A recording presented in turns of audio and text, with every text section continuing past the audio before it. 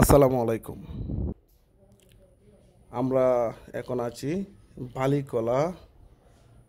বালিকলার পাশে যে নদীটা আছে সেই নদীর উপরেই, সেই নদীর উপরেই আমরা এখন আছি, উপর মানে মধ্যখানে। সেখান থেকে আমরা যাব ওই পারে নগাঁওয়ের উদ্দেশ্যে।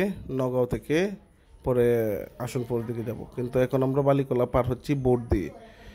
আর কিছুদিন সম্ভবত বোটটা চলাফেরা করবে, কারণ ওই পারের রাস্তাগুলো সব ডুবে গেছে। দেখেন এখন নদীতে ভরপুর পানি। ওই দেখেন নদীর চরও প্রায় ডুবে যাওয়া যাওয়া অবস্থা। আসলে চরটার ইতিহাস বলতে গেলে চরটা কিন্তু বেশি দিন যাবত না, এই কয়েক বছর ধরে এই চরটা উঠেছে।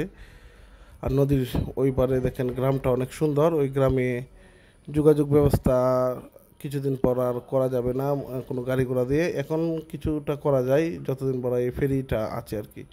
ফেরিটা বন্ধ হয়ে গেলেই আর ওই পরে আর শুকনা সিস্টেমে যোগাযোগ করা নেই। এই নদী অনেক বিখ্যাত, অনেক বড় নদী। এই নদী দিয়ে অনেক বড় বড় লঞ্চ, স্টিমার এবং মালামাল আনা নেওয়া হয় চলাফেরা করে। আর এদিক দিয়ে আমরা এখন বোট দিয়ে পার হতে হয় ওই পারে যেতে গেলে। ওই পারের রাস্তাটা যখন শুকনো থাকে তখন আমরা ভালোভাবে চলাফেরা করতে পারি, কিন্তু এখন ওই পারের রাস্তাটা শুকনো নেই। এই দেখেন কত সুন্দর ওই গ্রামের পরিবেশটা। আসলে ওই নদীর পাড়ে বাড়ি হলে অনেকটা ভয়ঙ্কর। এই দেখেন এই জায়গাতে আবার লঞ্চ স্টিমার ঠিকঠাক করা হয়, তৈরি করা হয়। আবার মাছ পাওয়া যায় প্রচুর ওই জায়গায়।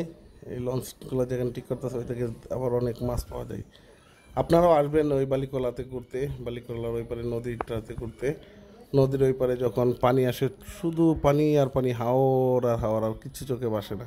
দেখেন এখনই একই এই অবস্থা দেখা যাচ্ছে, এখনও পুরোপুরি পানি আসে নাই। কিছুদিনের মধ্যেই পানিতে সব কিছু তলিয়ে যাবে। ওই নওগাঁও যে গ্রামটা, ওই গ্রামের পানি আসার পর শুধু নৌপথে চলাফেরা করতে হয়, অন্য কোনো কিছু দিয়ে চলাফেরা করা যায় না। এখন আমরা নদীর এই পারে প্রায় এসে পড়লাম, আর কিছুটা বাকি রয়েছে। নদীর এই পারে আসার পর আবার আমরা আমরা হুন্ডারগুলো বাইকগুলো নামিয়ে আমরা অন্যদিকে যাব। আজকে আবার ঘুরে আবার চলে আসবো, আসনপুর দিকে যাব। এখন আমরা নদীর ওই পারে প্রায় এসে গেছি। ফেরি দিয়ে আসি নাই, ওই ফেরিটা একটু সমস্যা, ওই জায়গায় আবার পানি বেশি, তো এই জন্য আসতে পারি নাই ফেরি দিয়ে। ফেরি দিয়ে নামার পরেও কিছুটা পানি থাকে, এই জন্য আমরা ফেরি দিয়ে উঠি নাই। এই যে প্রায় আমরা এসে পড়লাম। এই দেখেন এখন গ্রাম, এই গ্রামটা অনেক সুন্দর, নৌকা গ্রাম। তারা একবার নদীর পাড়েই বাড়ি বেঁধেছে। নদীর পাড়ে বাড়ি মানে খুবই ভয়ঙ্কর, অনেক সময় নদী নিয়ে যায় তাদের বাড়ি ভেঙে। খুবই কষ্টে তারা থাকতে হয়।